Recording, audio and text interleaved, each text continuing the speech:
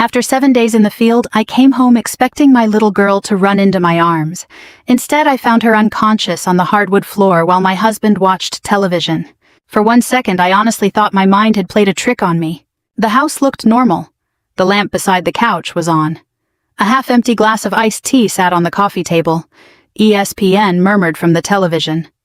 Ryan was in his usual spot, one ankle resting over his knee, remote in hand. But Lily was lying near the front door. Her pink sneaker had come off, one small arm was bent beneath her. The stuffed rabbit she carried everywhere was a few feet away, face down beside the hallway rug. Lily. My duffel bag hit the floor. I dropped beside her so hard my knees cracked against the wood. Her face was pale, and her breathing was shallow enough to scare the life out of me. "Baby, open your eyes." She didn't move. I looked at Ryan. What happened? He didn't stand up. He didn't even lower the volume. "She should have listened," he said. I remember staring at him, waiting for the rest of the sentence. There had to be more. A fall, a seizure, some explanation that didn't make my stomach turn cold. "What did you do?" He finally looked over, annoyed, like I had interrupted something important. "Don't start, Emily." She threw a fit. I handled it. I scooped Lily into my arms and reached for my phone. My hands were shaking so badly that I nearly dropped it. The dispatcher asked if she was breathing. I said yes, barely. She told me not to give Lily food or water and to keep her still.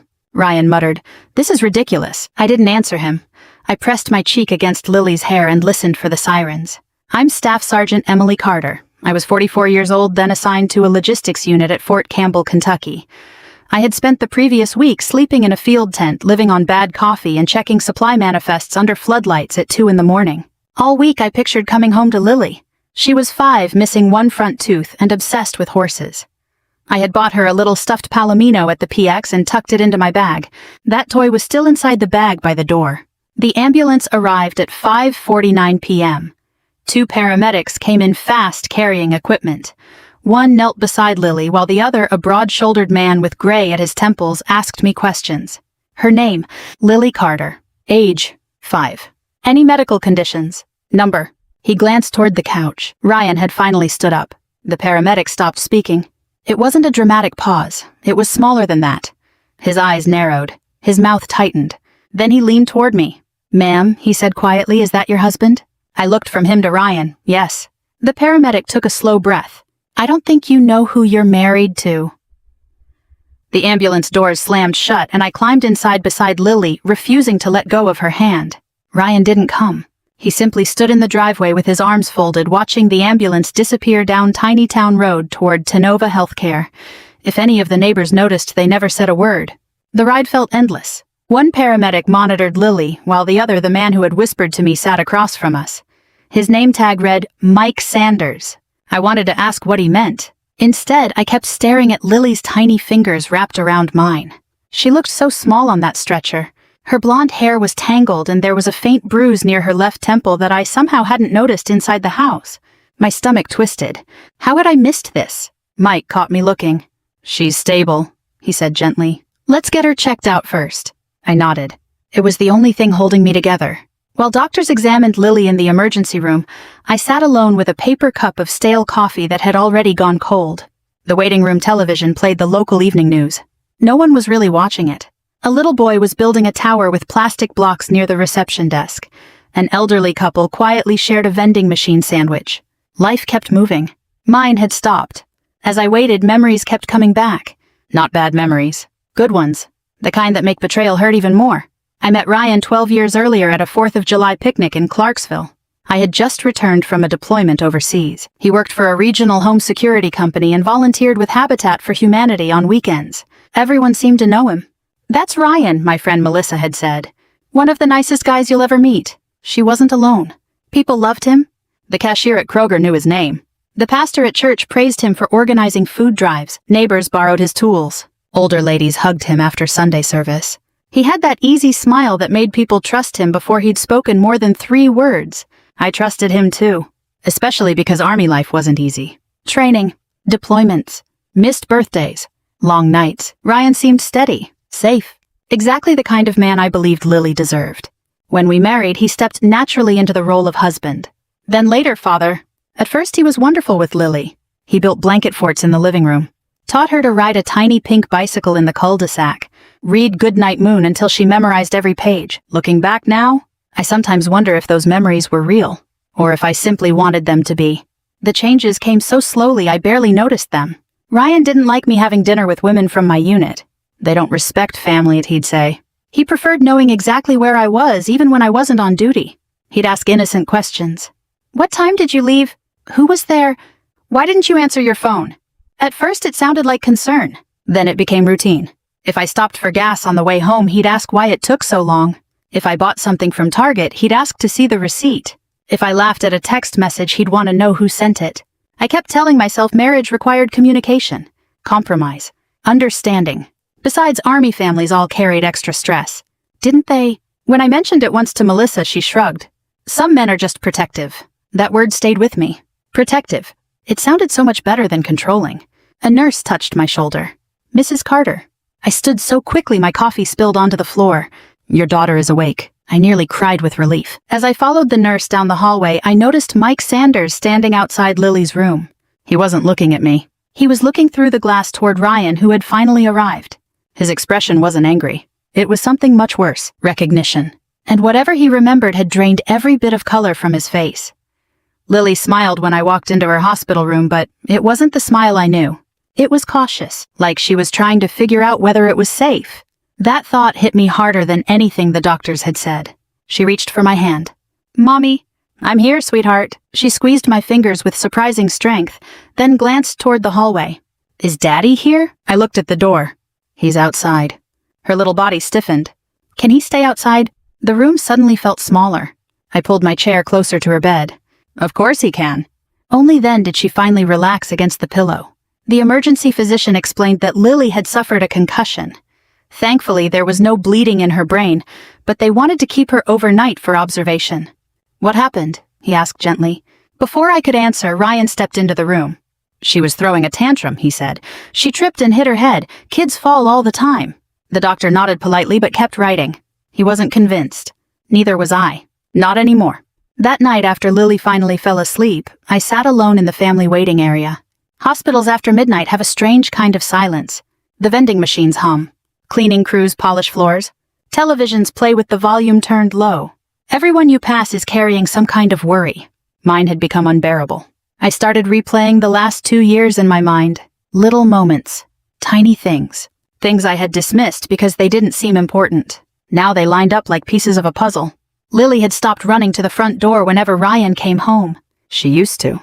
She'd hear his truck and race across the house. Then one day, she didn't. I assumed she'd outgrown the habit. Maybe she was just busy coloring. Now I wondered if something had already changed. She also became unusually quiet. Not all at once. Just a little at a time. Teachers always described her as polite, but Mrs. Holloway, her kindergarten teacher at Barker's Mill Elementary, had once asked me a question during parent-teacher conferences. Has Lily been sleeping well? I smiled. As far as I know. Mrs. Holloway hesitated. She's been drawing a lot of storms lately. I laughed politely. She's probably watching too many Disney movies. Mrs. Holloway smiled back, but something in her eyes said she wasn't asking about artwork. I never followed up. Then there were the bruises. Children get bruises. Every parent knows that. Lily climbed trees, rode her scooter, played tag at recess. There was always a reasonable explanation. Ryan always had one ready. She ran into the coffee table. She slipped outside. She bumped into the kitchen counter. Each story sounded ordinary enough, until I realized every explanation had come from him, never from Lily. One Saturday afternoon, our next-door neighbor, Mrs. Ramirez, stopped me while I was watering flowers. Emily, she said carefully, I hope you don't mind me asking. Of course not. I heard a lot of yelling yesterday. I felt my face grow warm. Oh, Ryan was trying to get Lily to clean her room. Mrs. Ramirez nodded slowly. I just wanted to make sure everything was okay. It is, I answered too quickly. She gave me a kind smile. If you ever need anything. I thanked her and changed the subject. Looking back, she wasn't being nosy. She was giving me an opening.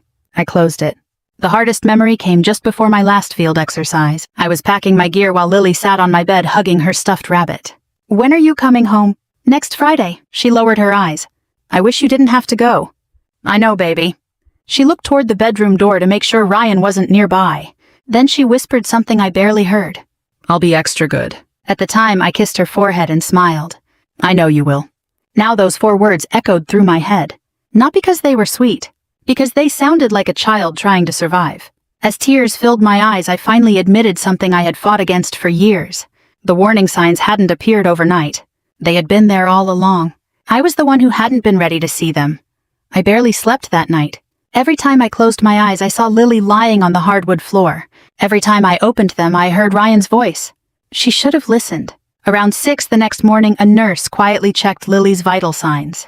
My daughter was still asleep, one arm wrapped around the stuffed rabbit a volunteer from pediatrics had given her the night before. The bruise on her forehead looked darker in the morning light. I stepped into the hallway to stretch my legs. That's where I saw him. Mike Sanders. He was leaning against the nurse's station with a styrofoam cup of coffee, talking to another EMT. When he noticed me, he excused himself and walked over.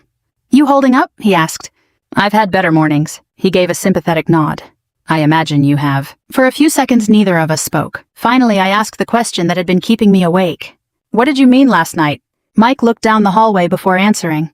"Would you mind walking with me?" We stopped near a window overlooking the parking lot. The morning sun was climbing over Clarksville, catching the tops of the trees beyond the hospital. Mike took a slow breath. "I've been doing this job almost 24 years. "I appreciate that," I said. "But you scared me." "I know." "So tell me." He hesitated.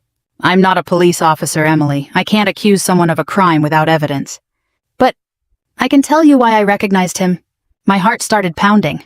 About 8 years ago, he said, I responded to a domestic violence call on the other side of Montgomery County. I stayed silent. There was a woman, maybe early 30s, single mother. We found her with a broken wrist and a concussion. "What does that have to do with Ryan?" Mike looked me straight in the eye. "He was standing in that living room." A chill ran through me. "He told deputies she'd fallen down the stairs." "What happened?" "The deputies couldn't prove otherwise." I swallowed. "The woman wouldn't testify." "Why not?" Mike shrugged. "Fear, financial dependence. Maybe she thought he'd change." He stared out the window for a moment. "There was a little girl there too." My stomach tightened. "About Lily's age." I didn't say anything. "I remember that child because she wouldn't let go of her mother's shirt." He rubbed the back of his neck. "I've seen thousands of patients over the years. Faces blur together. But some scenes stay with you." I whispered, "You're saying Ryan was involved?" "I'm saying I never forgot his face." My knees suddenly felt weak. Mike noticed and guided me toward a nearby bench. "You okay?" "I don't know." He sat beside me. "I debated all night whether I should even tell you this." "Why?" "Because memory isn't evidence." He wasn't wrong. Recognition wasn't proof. People resembled other people all the time. Maybe Mike had made a mistake. Maybe. I wanted to believe that.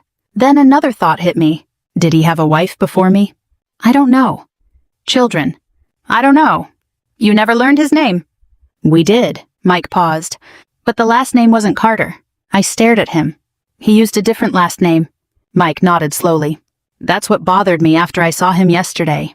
He reached into his wallet and pulled out an old folded business card. On the back was a faded case number written in blue ink. I wrote it down years ago because something about that call never sat right with me. He handed me the card. I kept telling myself I'd throw it away. Instead, he'd carried it for nearly a decade. I turned the card over in my hands. The ink had faded, but the numbers were still readable. If I were you, Mike said quietly, I'd ask for the police report. I looked up. You think there's more?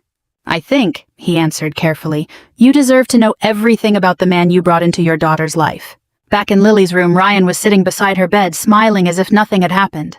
When he saw me, he stood and kissed the top of Lily's head. Then he smiled at me. The same easy smile that had fooled our neighbors, our church, even me. For the first time in 12 years, it looked completely unfamiliar. Lily came home 2 days later. The doctor said she would recover physically, but she needed quiet, plenty of rest, and someone she felt safe with. That last part stayed with me. Someone she felt safe with. It wasn't Ryan. The moment we walked through the front door, Lily wrapped both arms around my waist. Can you stay home tomorrow? I already called my first sergeant, I told her. I'm taking leave. She nodded with relief. Ryan stood in the kitchen pretending to unload groceries, but I could feel him listening. You don't have to make such a big deal out of this, he said without turning around. The doctor already explained everything. I looked at him. So did the paramedics. He finally faced me. For the first time in years, I didn't see confidence in his eyes. I saw him measuring me, trying to decide how much I knew. That night after Lily had fallen asleep beside me, I sat at the dining room table with Mike's business card. The faded case number was still there. I picked up my laptop.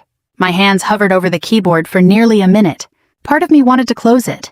If I searched, I might find something that would destroy everything I believed about my marriage. If I didn't, I'd spend the rest of my life wondering. I typed the case number into a public records website. Nothing. Then I searched Ryan's full name. Nothing unusual. A LinkedIn page. Old charity photos. A picture from a church fundraiser. The man looked exactly like the husband I'd introduced to everyone. Clean-cut. Friendly. Trustworthy. I almost laughed at myself. Maybe Mike had mistaken him for someone else. Then I remembered something he had said. That wasn't the last name. I leaned back in my chair. Different last name. I opened another search. This time I searched Ryan's birth date instead. Several results appeared. Most were ordinary. One caught my attention. A property record from Nashville dated almost 9 years earlier. The owner's first name matched Ryan's. The birthday matched too. But the last name wasn't Carter. It was Holloway. I stared at the screen. Ryan had never once mentioned another last name. Never. The next morning, while Lily watched cartoons in the living room, I drove to the Montgomery County Courthouse. The woman behind the records counter was probably in her 60s. She wore reading glasses on a chain around her neck and greeted everyone with the same warm smile. "Can I help you? I'm looking for an old court file." She searched the computer. "Some older cases are archived. I don't mind waiting." She disappeared into the back room. 10 minutes later, she returned carrying a thin folder. "You're lucky," she said. This one hadn't been sent to storage yet. My heart was pounding so hard I could barely thank her. Most of the file had been sealed, but not all of it. I wasn't looking at a criminal conviction. I was looking at a petition for a protective order.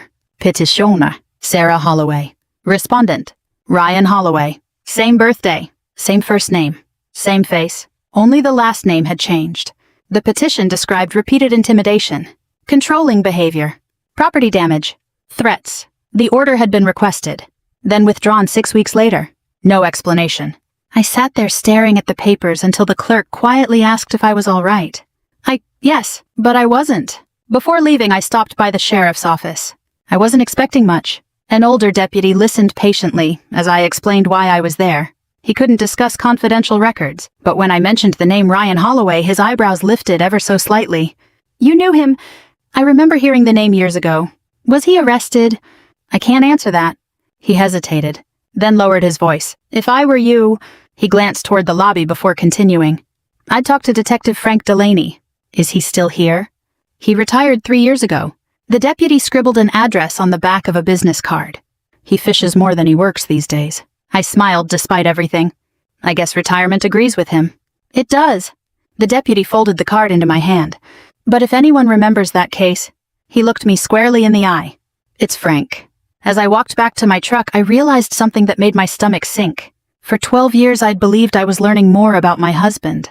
In reality, I'd only been learning the version of him he wanted the world to see. I called Detective Frank Delaney the next morning. He answered on the 4th ring. "This is Frank." "My name is Emily Carter," I said. "A deputy at the sheriff's office gave me your number." There was a pause. "What can I do for you? I think my husband used to be Ryan Holloway." The silence that followed told me more than any words could have. Finally, Frank sighed. "Can you meet me somewhere?" An hour later, I pulled into Strawberry Alley Ale Works in downtown Clarksville. It was too early for lunch, so the place was quiet except for a couple sharing coffee by the window. Frank was easy to recognize. Late 60s, gray beard, weathered hands. The kind of man who looked more comfortable in a fishing boat than behind a desk. He stood when I approached. "You must be Emily." I nodded. He motioned toward the empty chair across from him. "I'm sorry we're meeting under these circumstances." "So am I." A waitress brought coffee. Neither of us touched it. Frank folded his hands together. "I've been retired a few years. There are things I legally can't discuss." "I understand. But I can tell you what was public." I leaned forward. "Please." He looked at me carefully. "Ryan Holloway was never convicted of assault." That wasn't the answer I expected. But he always managed to stay one step ahead. Frank rubbed the side of his coffee mug. Witnesses changed their stories. Evidence disappeared. Victims withdrew complaints. Every single time. I felt my throat tighten. So everyone thought he was innocent. Frank gave a sad smile. "No. We thought we couldn't prove he was guilty." Those were two very different things. I drove home with more questions than answers. Ryan's truck was already in the driveway. He usually didn't get home until after 5. The moment I stepped inside, I smelled something unexpected. Pot roast, mashed potatoes, fresh dinner rolls. Ryan was wearing an apron. He smiled. Thought I'd surprise you. I stared at him. You cooked? He laughed. Believe it or not. Lily looked up from the kitchen table. Daddy made cookies. She smiled. But it wasn't the carefree smile I remembered from years ago. It looked practiced. Ryan pulled out a chair. Sit down. You've had a rough couple of days. For a brief moment, I almost believed him. Maybe this was guilt. Maybe he realized how badly he'd scared us. Maybe people really could change. Then I noticed Lily quietly watching him instead of eating. Every time Ryan reached for something on the table, she flinched ever so slightly. It lasted less than a second. Most people wouldn't have noticed. I did. After dinner, Ryan washed the dishes. Another surprise. He even kissed my forehead. I'm sorry this week got so out of hand. I searched his face. He looked sincere, calm, gentle. The same man everyone at church admired. I hated myself for wondering if I'd imagined everything. That evening, while Ryan mowed the backyard, I called an attorney recommended through Army legal assistance. Her name was Janice Porter. She specialized in family law. I didn't ask about divorce. Not yet. Instead, I asked one question. If someone thinks their child is in danger, Janice interrupted gently, then you start documenting everything. What kind of documentation? Dates, photos, medical records, conversations, witnesses, everything. She paused. And Emily, yes, don't confront him until you're prepared. The next morning I bought a small notebook at Walmart. Nothing fancy, just a black spiral notebook. On the first page I wrote, Monday, May 8th, Lily diagnosed with concussion. Ryan stated, she should have listened. Then I wrote the time, the hospital, the doctor's name, the paramedics, every detail I could remember. It felt strange, like I was writing about someone else's life. Over the next week I quietly gathered everything. Copies of Lily's medical records, photographs of her bruises, school attendance reports, Mrs. Holloway's notes from parent-teacher conferences, even receipts showing when I had been away at military training. Ryan noticed I was quieter. You okay? He asked one evening. Just tired. He wrapped an arm around my shoulders. You work too hard. I smiled. So do you. It was the easiest lie I'd ever told. That Friday night, Lily climbed into bed beside me after Ryan had fallen asleep. The room was dark except for the soft glow of the digital clock. She whispered so quietly I almost didn't hear her. Mommy, I'm awake. She took a shaky breath. When you go back to work. I waited. Please don't leave me alone with Daddy. Every doubt I'd been clinging to disappeared in that single sentence. This wasn't about an old police report anymore. This was about my daughter asking me to protect her. And this time, I wasn't going to fail her. The morning after Lily whispered those words, I sat alone on the back porch with a cup of coffee that had gone cold. The sun was just coming up over our backyard in Clarksville. Ryan was still asleep. Lily was curled up beside me under a blanket, watching a pair of robins hopping across the fence. She hadn't said another word about her father. She didn't have to. Children don't invent fear like that. They live it. I finally admitted something I'd been avoiding. Keeping notes wasn't enough anymore. If I wanted to protect Lily, I needed proof no one could explain away. On Monday, I called an old friend from Fort Campbell, Sergeant First Class Ben Morales. We'd worked together for nearly 8 years in logistics. Ben had become one of the installation's information technology specialists after changing career fields. He'd always been the calmest guy in the room. I trusted him. We met for lunch at a little diner outside Gate 4. After listening without interrupting, Ben set his fork down. So you think he's careful? I know he is. He never loses control in public. No. And he probably knows exactly where the blind spots are. I nodded. Ben thought for a moment. I'm not telling you to spy on your husband. I know. But if something happens inside your own home...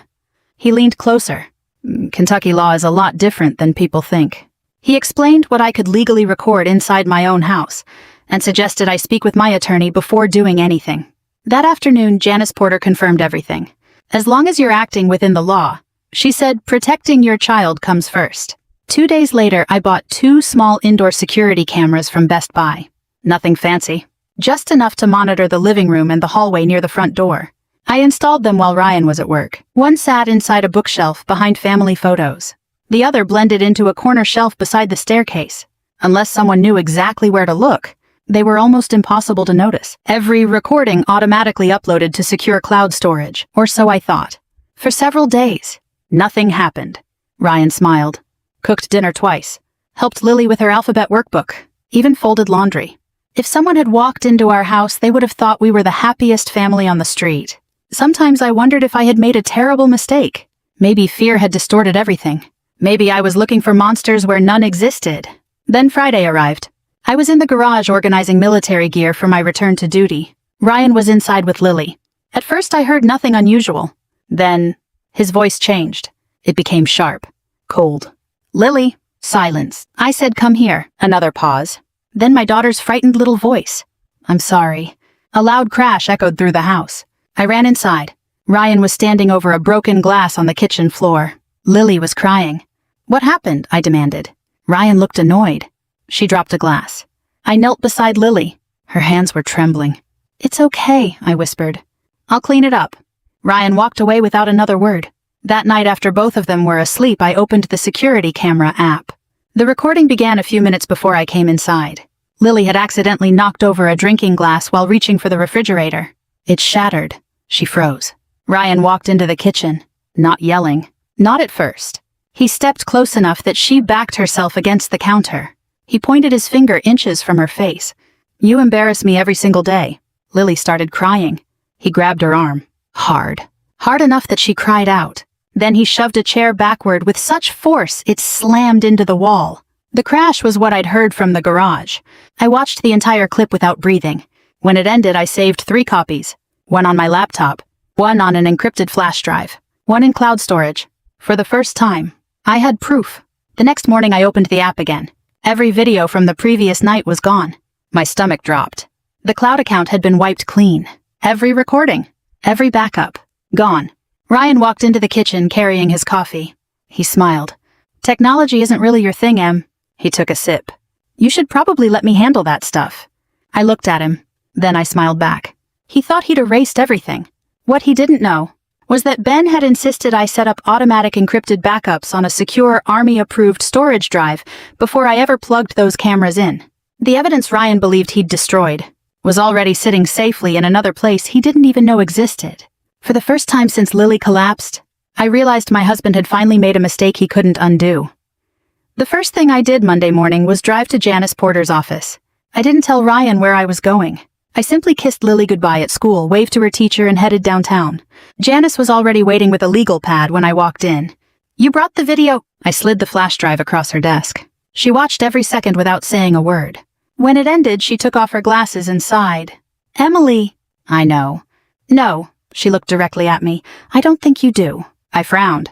"This changes everything." She explained that the video alone wasn't enough to guarantee Ryan would be convicted of a crime, but it was powerful evidence in a custody case. Combined with Lily's hospital records, photographs, and witness testimony, it painted a very different picture from the one Ryan wanted everyone to believe. "We're not trying to destroy him," Janice said. "We're trying to protect your daughter." There was a difference, one I needed to remember. Over the next 2 weeks, my life became a balancing act. By day, I smiled through normal routines.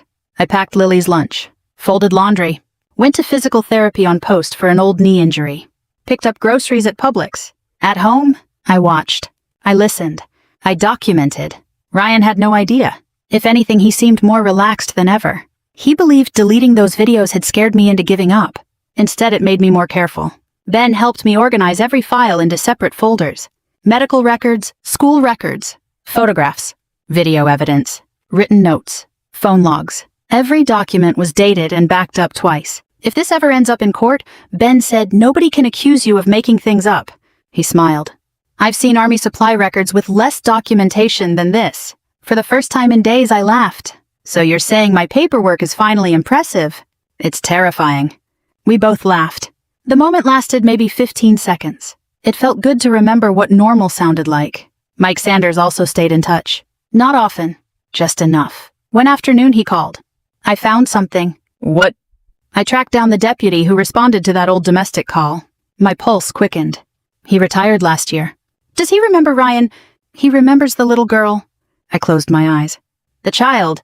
"He said she kept asking if her mom was going to die." The words settled over me like cold rain. Mike continued. "He also remembers thinking that guy would hurt someone again." I looked out my kitchen window. Ryan was teaching Lily how to throw a baseball. Anyone driving past would see a father spending time with his daughter. Only Lily's stiff shoulders told a different story. A few days later, Child Protective Services contacted me. Not because I had filed a complaint. Because the hospital had. The concussion automatically triggered a review. The caseworker, Denise Walker, visited our home on a Thursday afternoon. Ryan welcomed her with sweet tea and homemade brownies. He joked about army life, asked about her drive, complimented her Tennessee Volunteers keychain. Denise smiled politely. Then she asked to speak with Lily alone. Ryan immediately answered. She gets nervous around strangers. Denise looked at him calmly. I'll only need a few minutes. His smile faded just enough for me to notice. That tiny crack in his mask gave me hope. The following Sunday, Ryan announced an idea over breakfast. We haven't had everybody over in months. I looked up from my coffee. What do you mean? A barbecue. He grinned. My parents. Your brother. The neighbors. People from church. We could use a little normal around here. Inside my heart started racing. Outside I smiled. That sounds nice. He reached across the table and squeezed my hand. I knew you'd come around. He thought the worst was behind us. He thought his reputation was untouchable. What he didn't know was that I had already shared every piece of evidence with Janice, with CPS, and with Detective Frank Delaney, who had agreed to testify if necessary about Ryan's past pattern of manipulation. The barbecue Ryan believed would restore his perfect image was about to become the day it fell apart. That night, after Lily was asleep, I stood in the backyard looking at the patio where Ryan planned to entertain our friends. I wasn't excited. I wasn't proud. Part of me still wished none of this were true. I wished the man I'd married had actually existed. The kind one. The patient one. The father everyone admired. But wishing couldn't change reality. For 12 years, Ryan had controlled every story people heard about him. Next Saturday, for the first time, he wouldn't be the one telling it. Saturday arrived warm and clear, the kind of Kentucky afternoon that usually brought neighbors outside to mow their lawns or wash their trucks. Ryan was in a great mood. By 10 o'clock, he'd already fired up the grill and put country music on the backyard speakers. He wore his favorite blue polo shirt and greeted everyone with that familiar smile I'd once fallen in love with. If anybody needs another burger, he called, laughing, I'm your guy. People laughed with him. Mrs. Ramirez brought potato salad. Pastor Jim and his wife carried a peach cobbler. Ryan's younger brother showed up wearing a Tennessee Volunteers cap and immediately started teasing everyone about football. Looking around, you'd think you were watching the perfect American family. That was exactly what Ryan wanted. Lily stayed close to me. She smiled when people spoke to her, but she never wandered far. Every time Ryan reached toward her, she instinctively took half a step back. Most people didn't notice. I did. So did Denise Walker. The CPS caseworker had accepted our invitation under the pretense of being a family friend Janice knew from church. Ryan had no reason to question it. I checked my watch. 2:15 p.m. Janice had arrived 15 minutes earlier. She was chatting casually with Mrs. Ramirez while pretending to admire the flower beds. Ben stood near the grill laughing at one of Ryan's stories. Even Mike Sanders had come. Not in uniform. Just jeans and a gray polo shirt. Ryan shook his hand like they were old friends. Neither man let on that they'd met before. Frank Delaney parked across the street, waiting inside his pickup. Everything was in place. My heart was pounding so hard I thought someone might hear it. I didn't want revenge anymore. I wanted the truth. If the truth ruined Ryan's life, that would be because of his choices, not mine. Ryan raised a paper cup. I just want to thank everybody for coming. People quieted down. We've had a stressful couple of weeks. He slipped an arm around my shoulders. But families get through hard times together. Several guests nodded. Pastor Jim smiled. Ryan looked at me. You want to say something, Em?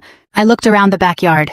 At our friends, our neighbors, the people who had trusted Ryan for years. Then I slowly stepped away from him. I do. The conversation stopped. Even the children seemed quieter.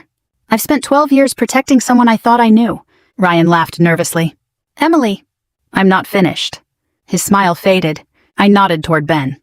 Without saying a word, he carried a flat-screen television from the garage onto the patio table. Ryan frowned. What are you doing?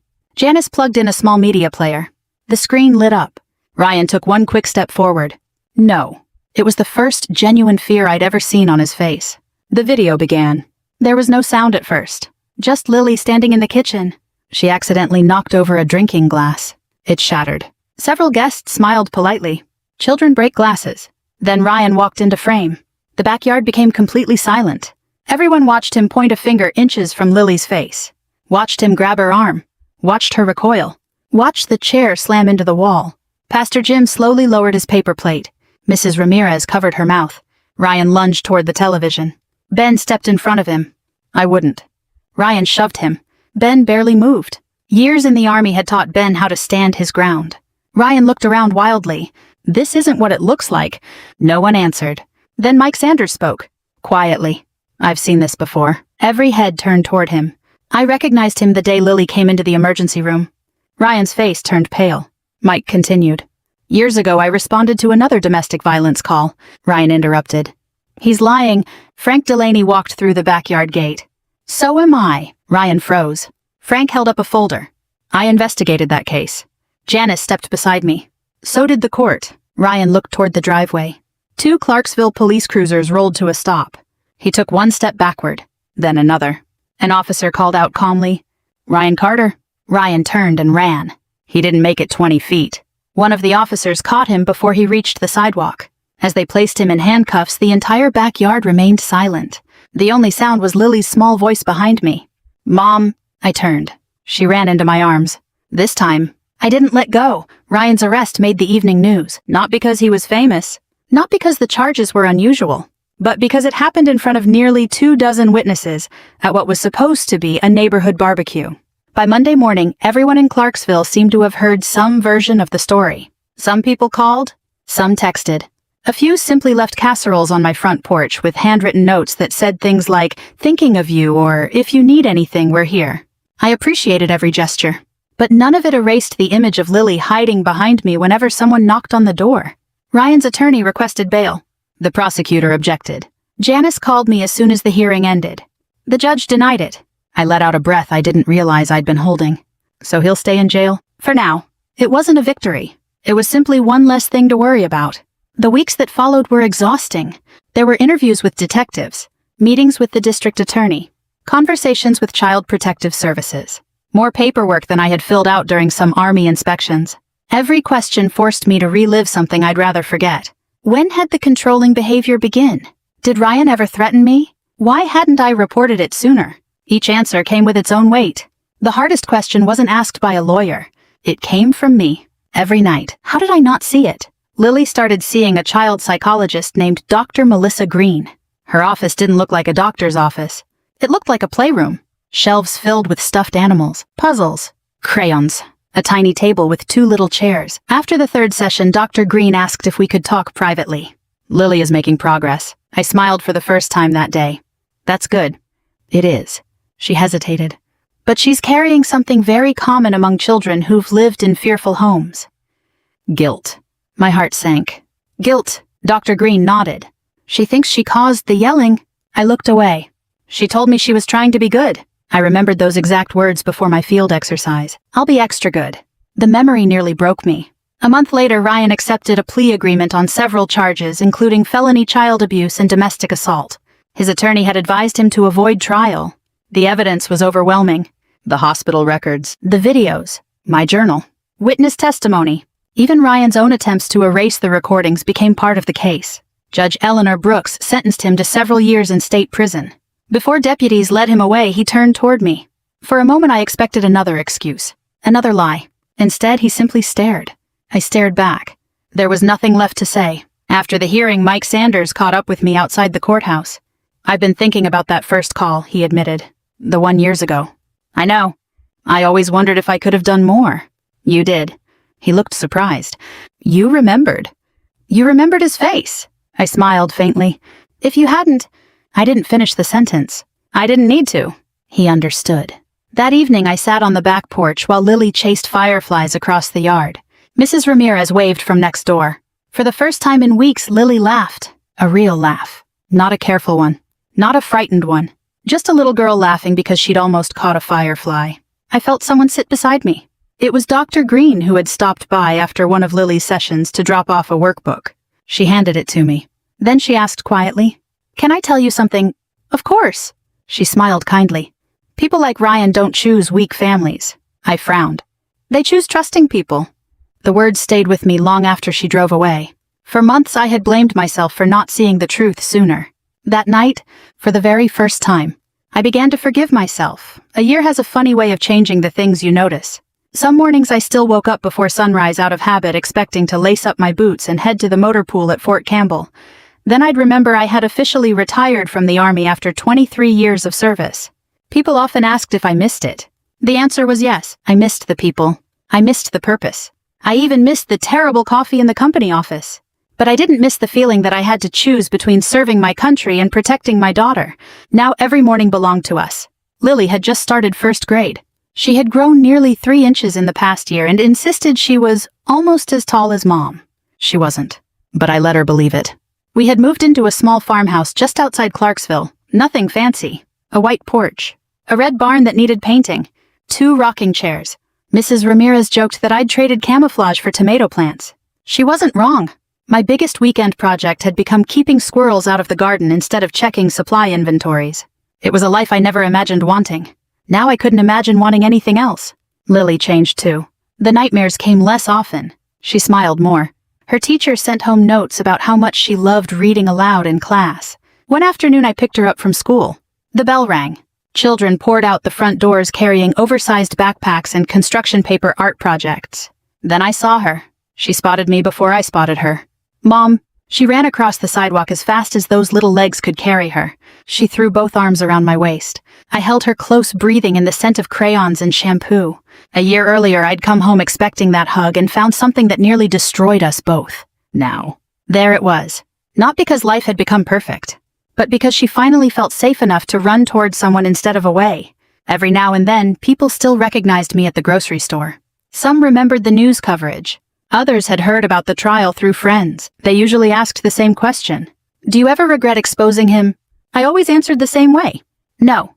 Then I'd add something they didn't expect. I regret not asking harder questions years earlier.